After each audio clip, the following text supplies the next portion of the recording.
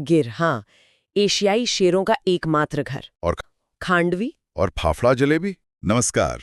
आज हम भारत की कुछ जाने माने राज्यों की खासियतों और उनकी पहचान को समझने की कोशिश करेंगे, जो हमारे पास स्रोत हैं उनके आधार पर। जी। हमारा मकसद है कि इन नोट्स में जो जानकारी है उसके जरिए भारत की विविधता की एक झलक मिले। हाँ। मतलब वहाँ की मशहूर जगहें कौन सी हैं, खाने में क्या खास है और कौन से त्योहार अहम हैं। सही। ये एक तरह से भारत की जो सांस्कृतिक समृद्धि है उसका एक छोटा सा परिचय होगा। बिल्कुल। और सच कहूं तो इन नोट्स में वाकई काफी दिलचस्प बातें हैं।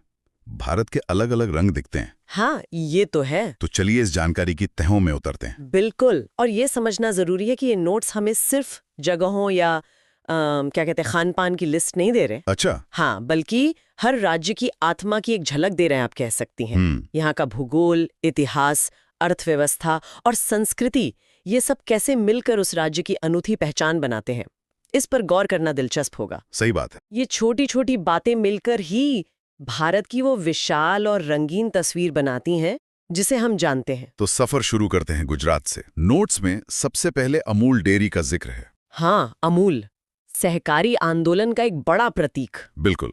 फिर कच्छ का विशाल रण, सोमनाथ का ऐतिहासिक मंदिर और गिर नेशनल पार्क। गिर, हाँ, एशियाई शेरों का एकमात्र घर। और खाने की बात करें तो ढोकला, खांडवी और फाफड़ा जलेबी सुबह सुबह, उसके बिना तो गुजरात की बात अधूरी है। सही कहा। हाँ, और गुजरात के बारे में ये नोट्स एक खास बात उभारते हैं।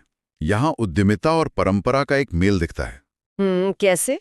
देखिए, एक तरफ अमूल जैसा आर्थिक पावर हाउस है। हाँ।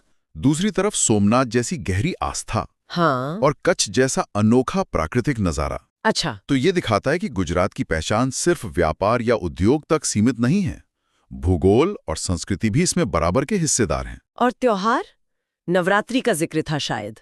हाँ, नवरात्रि का गरबा और अंतर्राष्ट्रीय पतंग उत्सव, ये त्योहार तो यहाँ की जिंदादिली का सबूत है, समुदाय को एक साथ लाते हैं। अच्छा, तो गुजरात की इस व्यावसायिक ऊर्जा से आगे बढ़ते हुए नोट्स हमें राजस्थान ले चलते हैं। राजस्थान सुनते ही रेगिस्तान और किले याद आते हैं। हाँ बिल्कुल, यहाँ थार रेगिस्तान का विस्तार है। खूबसूरत नक्काशीदार हवेलियां हैं। जी। जयपुर का भव्य आमेर किला और उदयपुर की झीलें। झीलों का शहर उदयपुर। खानपान में दाल बाटी चूरमा का शाही स्वाद और गट्टे की सब्जी। दाल बाटी चूरमा तो मतलब राजस्थान की पहचान है। हाँ। राजस्थान के मामले में यहाँ की वास्तुकला और भूगोल का रिश्ता बहुत गहरा है, जैसा नोट्स इशारा करते हैं। रेगिस्तान की जो चुनौतियां हैं, शायद उन्हीं ने ऐसी भव्य हवेलियां और किले बनाने की प्रेरणा दी होगी। हो सकता है। ये सिर्फ रहने की जगह नहीं थी, बल्कि शक्ति और कला का प्रदर्शन भी थी। सही। और ये माहौल यहाँ के खानपान में भी झलकता है।